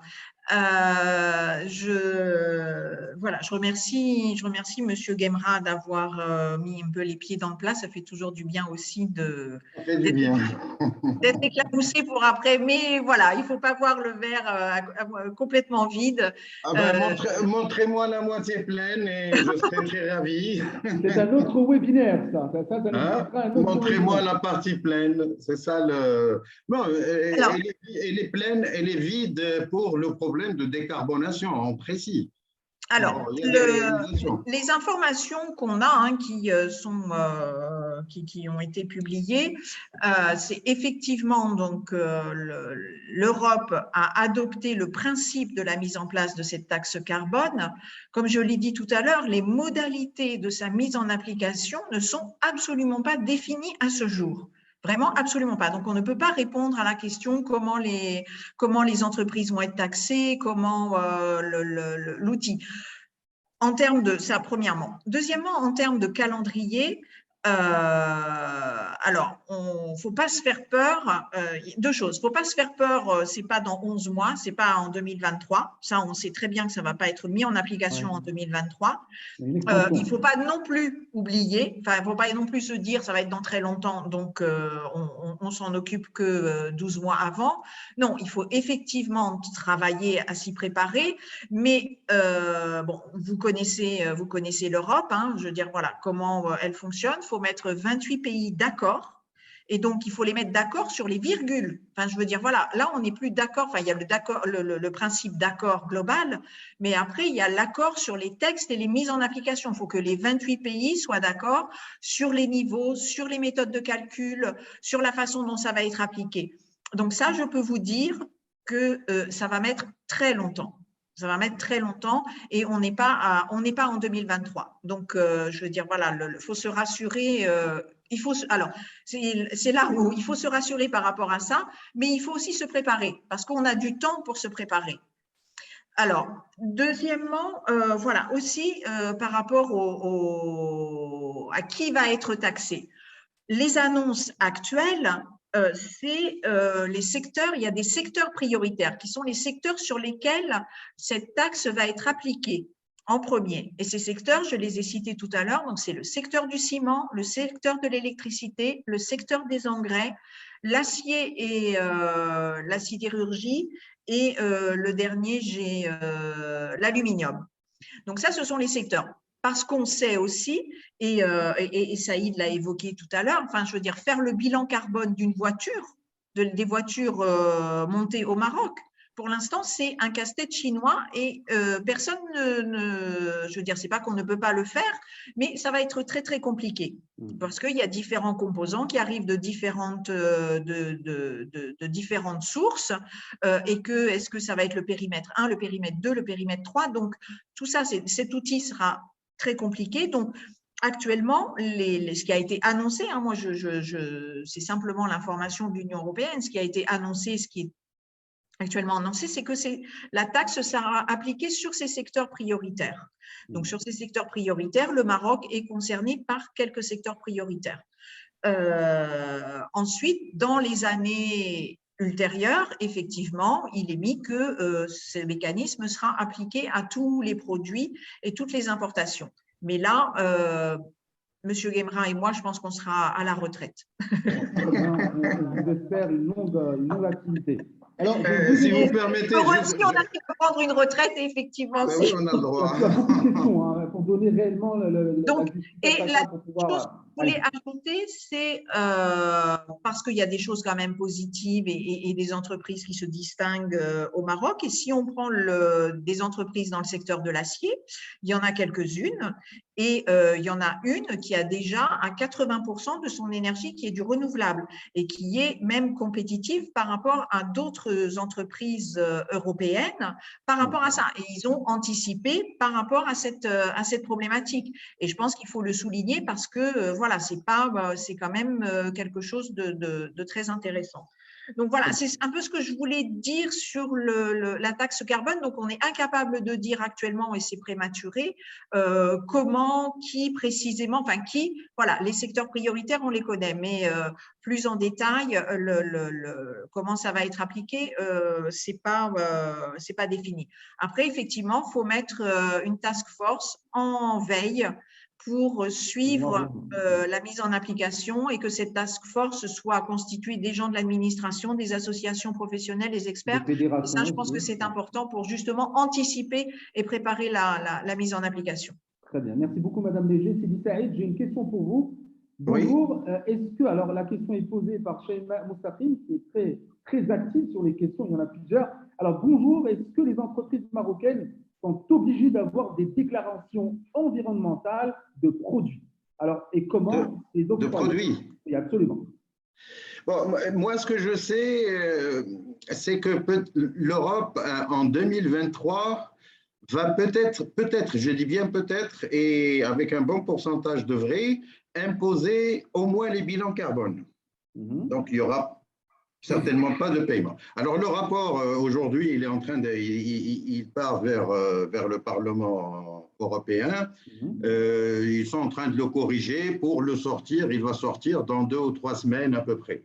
Ce rapport va définir ce que disait Madame Léger, le montant de la taxe, le périmètre, 1, 2 ou 3. Et donc voilà. Alors pour nos entreprises aujourd'hui, par exemple dans le secteur textile, aujourd'hui on commence à établir les bilans carbone des entreprises avec les plans d'action qui seraient indépendants des renouvelables. C'est beaucoup plus du management de l'énergie, des projets d'efficacité énergétique. Et les renouvelables, malheureusement, ne sont pas compris dans cette stratégie. Donc voilà, mais ce qu'on sait aujourd'hui, c'est que en 2023, il y a une très forte possibilité que les gens déclarent le bilan. Donc, première déclaration 2023, 2024, 2025 et peut-être paiement en 2026. C'est ce qui semble se profiler aujourd'hui. Donc là, l'Europe va prendre 3 ans pour étudier les bilans des entreprises, regarder est-ce que c'est bon, c'est pas bon, parce qu'eux aussi, ils sont en train d'élaborer leur base de données. Mais il y a toujours des ajustements. Il leur faut de la matière et je pense que, sous réserve de ce qui va se passer dans 3 semaines de la publication, que ça va se passer à peu près comme ça. Tout le monde est en train de parler de 2023, mais je pense que l'Union européenne aussi voit qu'est-ce qui se passe au Maroc, les réalités aussi, celles des entreprises marocaines. Et je pense qu'il y a des ajustements aussi qui sont en train d'être préparés. Alors, ma question, est-ce que 2023 est figé? Ou on peut avoir une extension, peut-être en 2024, bon, j'entends aussi des échos 2026, mais concrètement, est-ce que par rapport à ce qui se passe aujourd'hui, à ce que les entreprises marocaines soient prêtes, est-ce qu'on pourrait avoir aussi un délai peut-être d'une année ou de 2? C'est une question. Moi, j'ai proposé qu'effectivement, on est beaucoup plus, on est 5 ans, qu'on demande 5 ans de délai. Parce qu'on ne va pas être prêt dans 2 ans ou 3 ans. Et il faut au moins 5 ans. Moi, je dis les échos, les arcanes de l'Union européenne. Est-ce qu'on a des échos que possible, d'une façon possible, qu'on ait une extension où il n'y a rien dans ce sujet-là? Non. Très bien. On n'a pas d'informations à ce sujet. Madame Léger, je ne sais pas, je parle sous votre contrôle. Non, moi, je pense qu'on est dans les mêmes niveaux d'information. C'est-à-dire que, voilà, après, entre le mécanisme de déclaration et effectivement pour obtenir de l'information, ça, c'est une chose. Et il faut se préparer. Les outils de mesure, donc le bilan carbone, l'outil bilan carbone qui est en train d'être développé par la FM6 pour être reconnu au niveau international. Donc ça fait partie des actions en cours de mise en œuvre. Après, la taxation elle-même, ça va prendre du temps. Ça va prendre beaucoup de temps parce que c'est des mécanismes, comme je disais tout à l'heure, qui ne sont pas simples. Il faut que tout le monde soit d'accord.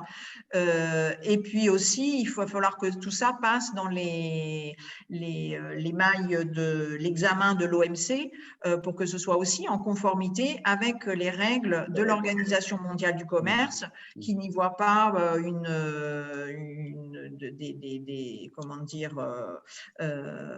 des biais au libre-échange commerciaux et tout ça. Donc, mais là, je rejoins Saïd, c'est-à-dire qu'il faut pas se mettre la tête dans le sable en disant ça arrive plus tard. C'est-à-dire qu'il faut s'y préparer, effectivement. Voilà. Très bien. Alors, Madame Léger, il y aura une question peut-être sur le fil d'actualité. Je vous laisserai en aparté y répondre. Elle est posée par Monsieur Jrondy, qui passe notamment de faire référence à l'outil bilan carbone développé par la Fondation d'Investis. Je vous laisserai la latitude d'y répondre. Monsieur Jrondy, au niveau du fil d'actualité, nous avons aussi une question qui revient d'une personne qui nous a rejoint après le début du webinaire, qui est de Monsieur Benhamer, qui demande aussi à Monsieur Ben Echar comment rejoindre l'association of Energy Engineers. Donc, ça a été posé. Alors, nous avons aussi Hicham Slem qui pose une question. Est-ce que la réglementation marocaine exige aux grands consommateurs d'énergie de procéder aux mesures d'efficacité énergétique, que ce soit au niveau du processus ou du bâtiment?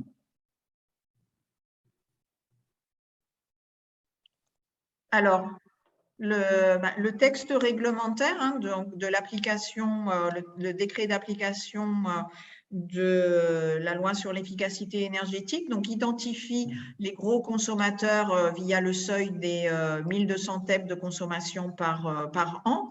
Et donc, à partir du moment où une entreprise dépasse ce seuil, elle est dans l'obligation de réaliser un audit énergétique tous les 5 ans.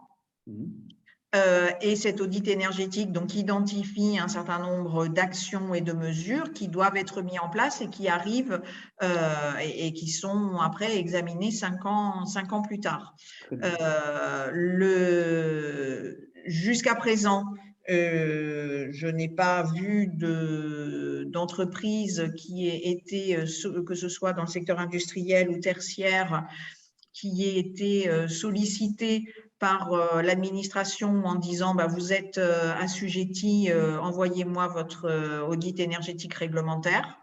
Donc, je n'ai pas eu d'écho, mais bon, les gens se préparent. Et puis, les gros consommateurs peuvent, entre guillemets, échapper, ce n'est pas vraiment échapper, mais peuvent ne pas réaliser l'audit énergétique s'ils mettent en place un système de gestion de l'énergie ISO 50001. Très bien. Il y a M. Ben Saïd qui a répondu effectivement aussi à cette question. Merci beaucoup pour votre intervention. Il cite le décret numéro 2-17-746 relatif à l'audit énergétique. Voilà. Très, très bien. Merci beaucoup, M. Ben Saïd. Alors, toujours, il y a une autre question qui revient, mais qui va avoir besoin de temps pour y répondre. Je pense qu'on le ferait en aparté. C'est celle de Essam Tiba qui pose une question de use case pour son entreprise. Voilà. À votre avis, quelles sont les mesures pour réduire l'empreinte carbone d'un bureau avec 50 salariés? Quelles sont les étapes clés pour réussir cette décarbonation? Bon, pour celle ou celui qui veut y répondre, vous le ferez en aparté. Alors, j'ai une autre question pour Saïd, qui a cité 5,5 millions de dirhams sur la base des 40 € de tonne. Tout à fait également d'économies énormes. C'est quoi la suite après les audits obligatoires? C'est quoi le cadre réglementaire pour suivre les résultats des audits? Je pense là aussi à Sidi Saïd, peut-être y répondre en aparté, parce que ça va nécessiter, je pense, un webinaire à seul. Donc, une question pour Omar a dit qu'il est possible de partager sa présentation au début du webinaire. Alors, la question est posée par différents auditeurs. Est-ce qu'il y a la possibilité d'avoir les présentations sur le webinaire? Je m'adresse à tout le monde. Si je peux répondre pour la question du bureau qui veut se décarboner. Oui, vous pouvez le faire en aparté. Je pense que ça prendra peut-être. Vous avez une suggestion un peu light, rapide pour donner.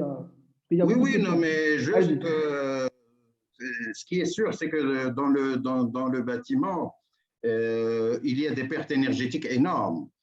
Et ces pertes énergétiques énormes, on les identifie aujourd'hui avec les compteurs intelligents, avec la digitalisation de l'énergie, et on trouve des pertes allant jusqu'à 71%. C'est le record du Maroc.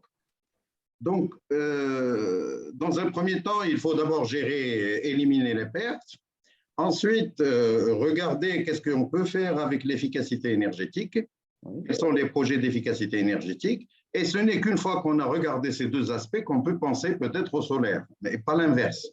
Il ne faut pas mettre le solaire en premier et puis laisser 60 ou 70% de pertes. Voilà. OK. J'ai une question pour M. Belarbi.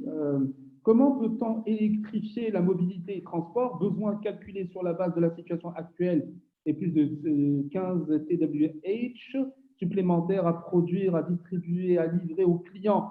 C'est plus que doubler la production électrique marocaine. Et bien sûr, elle devrait être verte. C'est quoi l'impact de la décarbonation, projet d'efficacité énergétique, les méga-projets des énergies renouvelables sur le portefeuille d'un simple citoyen marocain? Question.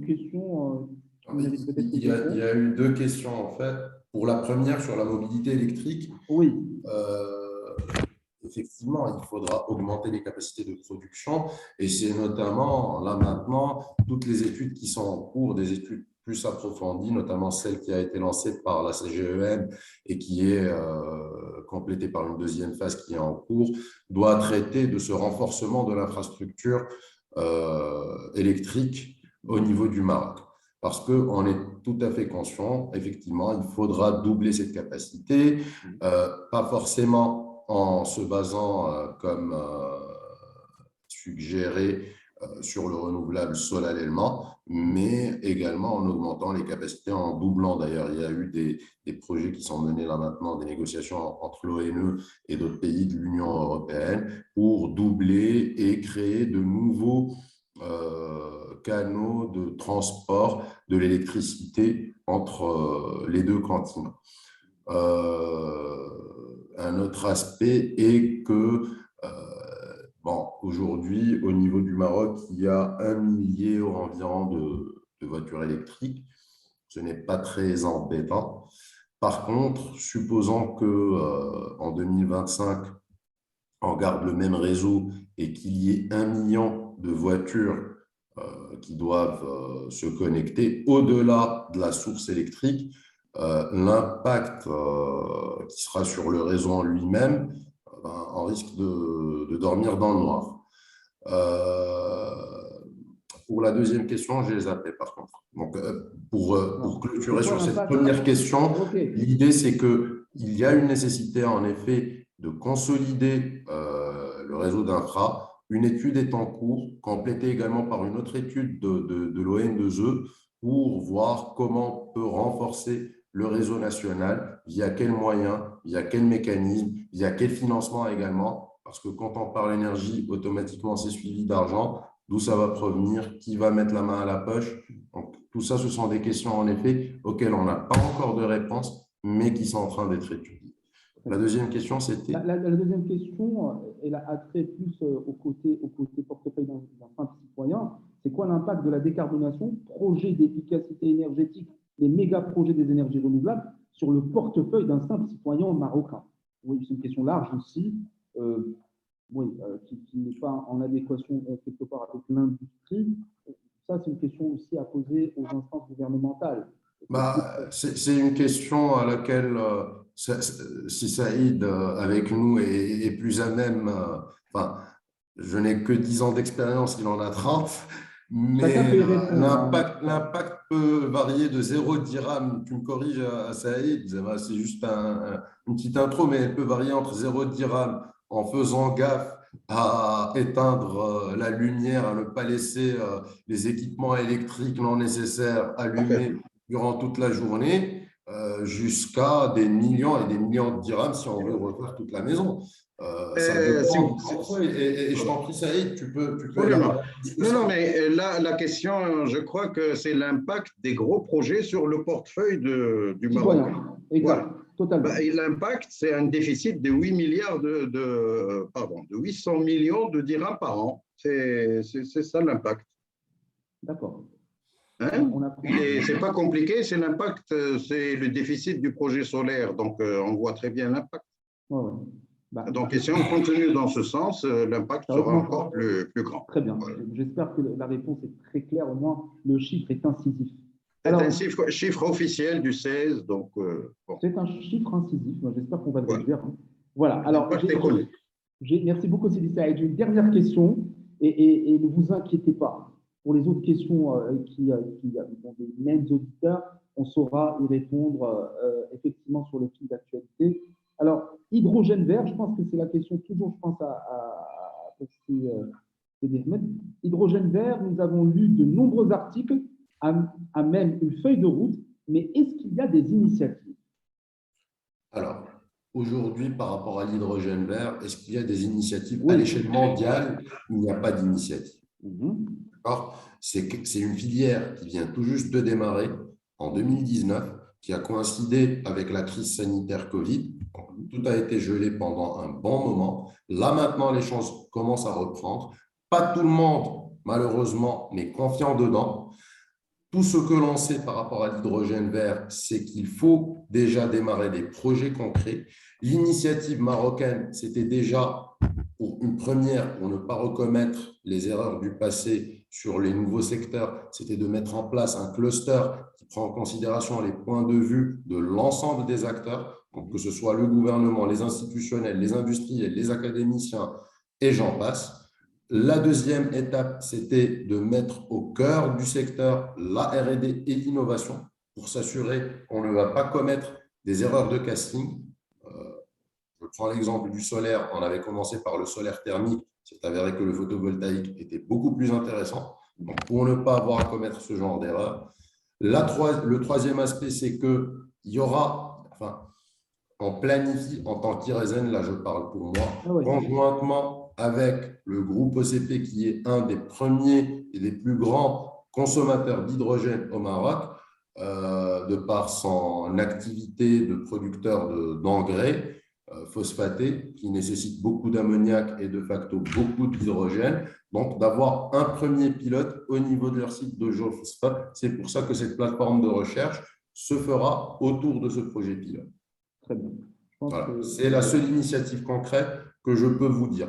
Il y a quelques initiatives assez timides, que ce soit en Autriche, que ce soit ailleurs, pour des applications sur des industries lourdes, métallurgie, fertilisants également, etc., mais qui restent super timides et où, là encore, on revient malheureusement sur ces nouvelles technos, on fait toujours face à ce changement de mentalité, ces barrières morales et mentales au niveau des décideurs, et là je m'adresse aux chefs d'entreprise qui vont aller préférer acheter 1 kilo d'hydrogène à 2 € au lieu d'aller miser dessus 5 € le kilogramme. Très bien. Je finirai par une invitation qui est faite par un participant, dont je ne vois pas le nom. Alors, il pose la question, et ça serait plutôt une note d'optimisme, ça serait peut-être les invités du prochain webinaire avec nous. Pourquoi ni l'ONE ni les représentants des ministères ne participent pas à ce webinaire? Ça pourrait être le cas, peut-être, pour de prochains webinaires, et je pense qu'eux aussi, ils auront beaucoup de choses à dire pour éclairer un petit peu nos modèles de long terme, parce que le but, c'est d'avancer, le but, c'est de trouver des solutions. On parle aujourd'hui beaucoup de souveraineté énergétique, mais avant de parler de souveraineté énergétique, il y a des réalités du marché, il y a des réalités qui sont en concordance aujourd'hui avec les industriels marocains, mais pas que, parce que c'est un sujet qui englobe toutes les entreprises marocaines, je parle du Maroc. Donc voilà, c'est une invitation ouverte à des membres de l'ONE, à des membres du ministère aussi, à nous rejoindre peut-être pour aller encore plus à l'avant et peut-être nous donner des informations pour voir comment on peut avancer ensemble. Parce que c'est que dans la co-construction qu'on arrive à avancer. Déjà, merci beaucoup à tous nos experts. Merci beaucoup par rapport à votre temps, votre lucidité, vos coups de gueule, c'est parce que c'est important aussi pour faire inventer les lignes. On est là aujourd'hui pour vous écouter aussi, écouter les auditeurs. Donc, il y a eu beaucoup de questions. Continuez à poser vos questions. On continuera à y répondre en asynchrone. Alors, si on a un mot de la fin, je commencerai par Madame Léger. Un mot léger pour nos auditeurs, effectivement, en ce sens, pour avoir une note d'optimisme, comme quoi, effectivement, 2023 n'est pas totalement figé, parce qu'on peut avoir… J'ai lu aussi des interventions par rapport à ce qui se passe aussi en géopolitique sur le côté des frontières du Balkan, au niveau plutôt de la Russie et l'Ukraine. Bon, je pense que ce sont des sujets aussi, on ne peut pas avoir, disons, des explications aujourd'hui, mais est-ce que ça va retarder la taxe carbone? C'est une question qui a été posée. On ne sait pas. On ne sait pas. Tout ce qu'on espère, c'est qu'on ait un petit peu encore de temps pour s'y préparer. Mais il faut s'y préparer dès maintenant. Madame Léger, un mot de la fin, s'il vous plaît. On ne vous entend pas, votre micro, s'il vous plaît. Effectivement. Moi, je suis pas aussi pessimiste que certains de mes collègues. Je suis plutôt, optimiste. Il y a du travail qui a été fait. Madame Christine, c'est les chiffres qui sont comme ça. Moi, je regarde les chiffres et je réagis avec des chiffres. Les chiffres, ils sont pessimistes. Donc, je ne peux avoir qu'une attitude pessimiste, malheureusement. Il y a des choses qui ont été faites, ça avance lentement, mais il y a des perspectives. Il faut continuer à se battre, continuer à faire avancer ces sujets. Il y a des questions réglementaires qui sont effectivement très importantes et impliquer l'administration.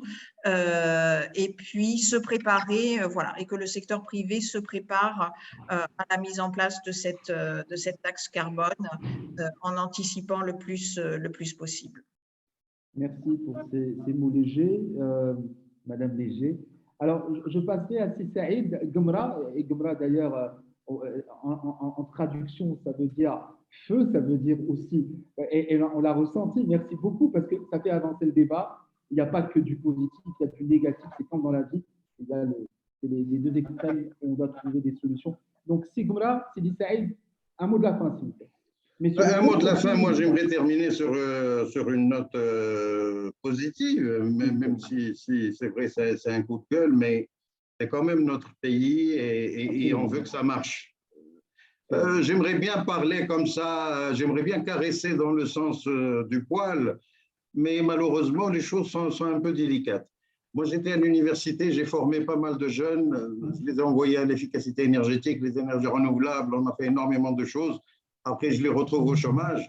Donc, je suis quand même heurté par ces choses-là. J'ai des dizaines de jeunes qui sont là, malheureusement, qui sont au chômage, je n'arrive même pas à trouver des stages. Des fois, est-ce que je peux les embaucher? Est-ce que je peux faire? Donc, je suis toujours en contact avec eux. Et on a fait un petit sondage qui n'est pas…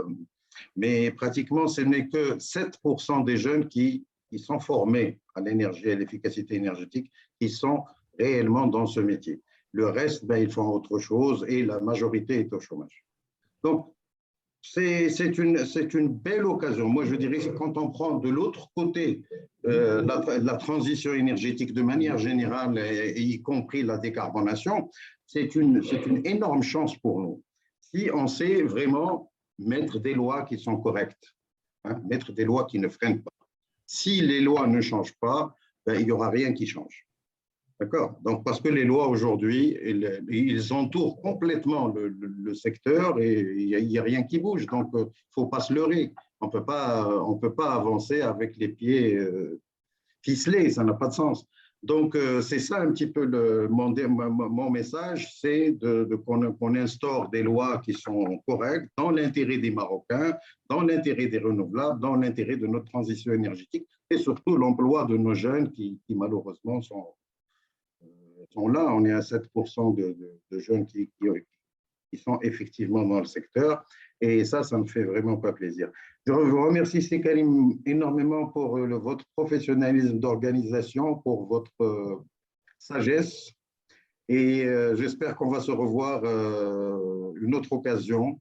Très rapidement, plus que vous le croyez. D'ailleurs, ce n'est pas pour faire de la promotion, vous citez de l'emploi. C'est ce qui sera le cas notamment sur l'événement qui va être organisé notamment à Tanger, qui sont les Industry Meeting Days, où on va parler de l'emploi et de l'inclusion. C'est un sujet qui est central. Donc, je pense que M. Benaïcha vous partagera aussi les liens. Mais merci beaucoup, Sidi Saïd, cette culture de la critique constructive, parce que c'est comme ça qu'on avance aussi. C'est comme ça qu'on avance. Et sinon, on se dit que tout le temps est beau.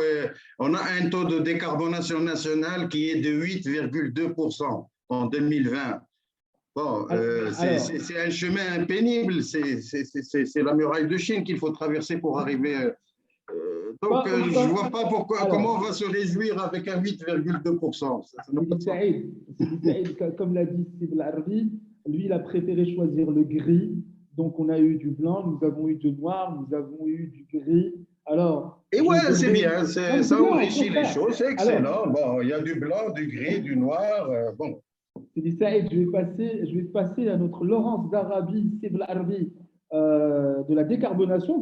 C'est bien, on va finir avec une note de gris pour dire que rien n'est parfait, que tout est à construire.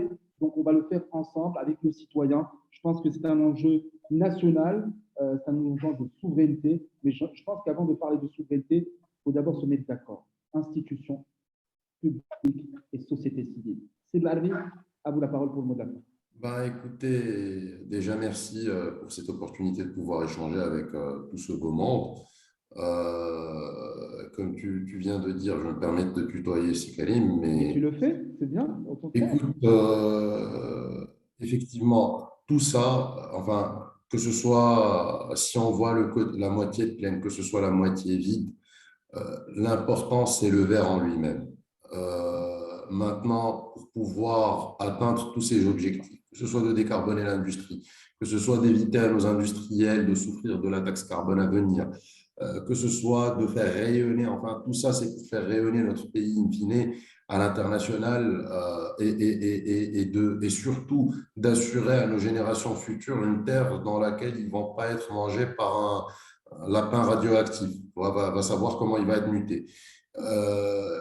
Tout ça pour vous dire, il y a une nécessité de mettre de côté tous les égos de tout un chacun, de créer un écosystème favorable et de ne plus travailler dans des écosystèmes. Il faut vraiment que tout le monde mette la main à la pâte.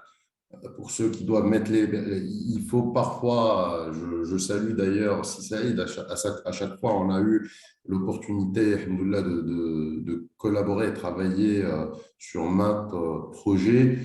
Je sais que c'est quelqu'un, il ne met pas, on va dire, les pieds dans le plat par volonté, mais par nécessité. Il faut bien que quelqu'un pointe du doigt et dise les quatre vérités telles qu'elles sont. Et à un côté, on essaye de rebalancer de l'autre côté.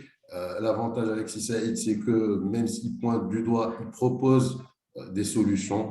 J'invite toutes les parties prenantes à ne pas seulement poser des questions. Il n'y a pas quelqu'un qui sait, mais il y a un amalgame de gens qui proposent, qui tentent, qui essayent. Il ne faut pas avoir peur de la défaite et se relever à chaque fois. Et surtout,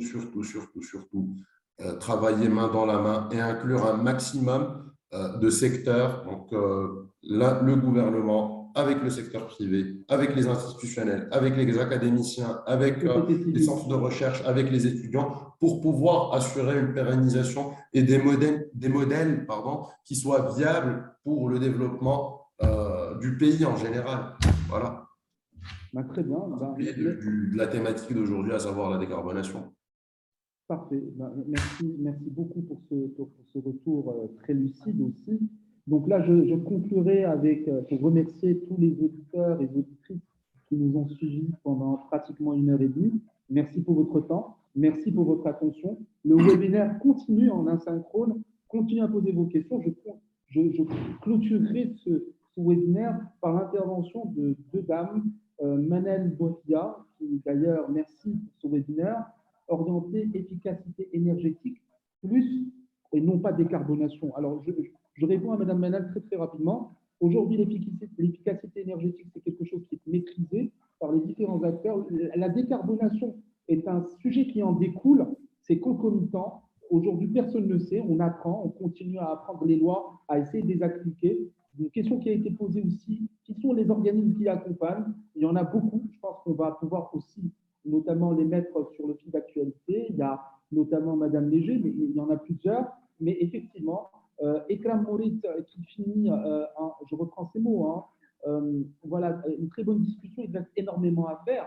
Merci pour ce webinaire informatif. Oui, il y a encore un chemin, mais monstrueux. Parce que si aujourd'hui, l'effort n'est pas fait par tout le monde, en parfaite adéquation, si aujourd'hui, on ne décloisonne plus les silos et qu'on ne se rapproche pas, rien ne sera fait. Je pense que l'heure est au rassemblement. Je pense que l'heure est à la co-construction. Je pense qu'il faut débrider le langage, il faut aller à l'essentiel, il faut se mettre au travail. Il faut se mettre au travail. Donc, je pense qu'il ne faut pas avoir des actions isolées. Il faut d'abord une orientation politique, une orientation gouvernementale, vraiment portée par les acteurs socio-économiques, mais pas que, par les fédérations. Les fédérations ont un rôle majeur à jouer aussi dans ce rôle de décarbonation. Donc voilà, c'est un message d'ouverture, d'optimisme, que la marche est encore en haute, on va la passer ensemble. Donc merci à tous et à très bientôt lors d'un prochain webinaire. Merci aussi à l'association aussi, voilà, pour Energy Engineer, à Omar Ben Aïcha, à Madame Asma qui a fait un travail fabuleux à ses équipes.